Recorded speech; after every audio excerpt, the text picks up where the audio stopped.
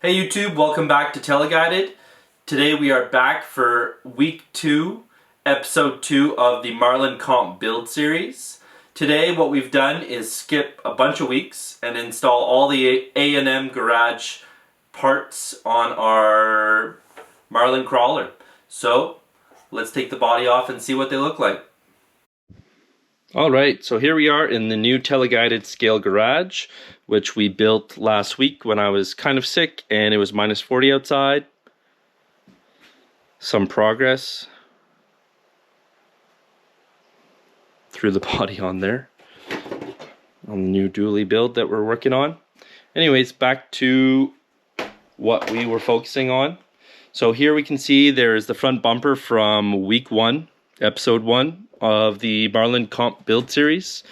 It is a lot closer to the body, and it also reversed the shackles true to scale of these Toyotas. So we'll jump into the few upgrades here that we did.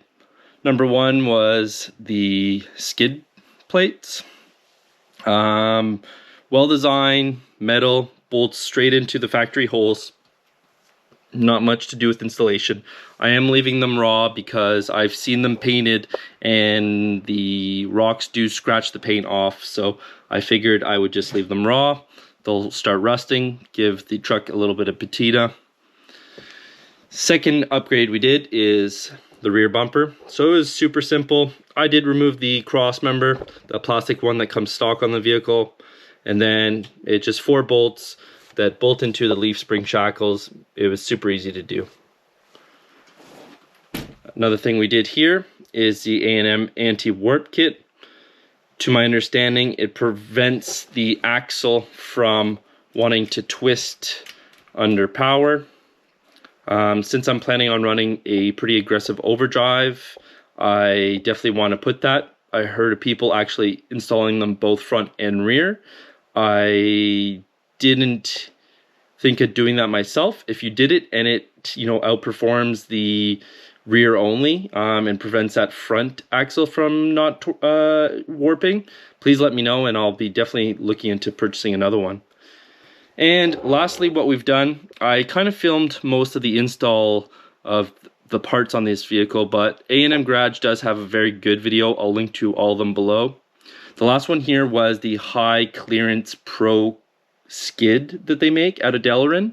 The bottom was super easy to install. We've got 4 screws on either side, which they provide, 2 that hold the transfer case. Right now I have the transfer case in the stock orientation, so front holes and a non-overdrive scenario. I was looking at making it the overdrive. I hadn't seen a video of that. What I found was that the output shaft to the transfer case was a little bit long, even with the transfer case sit in the further back position. So for the moment, I've left it like that, and I'm thinking that maybe the direction that I'm going to take is putting an overdrive and both an underdrive in each front and rear axle. The last thing that we did too is clock the motor. I'll link to another video that I found for clocking the motor. So the motor now is going to sit down really low here and really lower the center of gravity that we want. That's the end of week 2. Week 3, we hope to get into some body modifications. I think that we need to make this look a little bit more like a Marlin crawler. And hint, hint, the doors on the Marlin crawler do not look like this. So I think that's what we're going to venture into on week 3. All right, thanks guys. Thanks for watching. If you like this, please hit the like button. If you want to follow the build, please subscribe. And if you have any questions, please leave them below. Bye.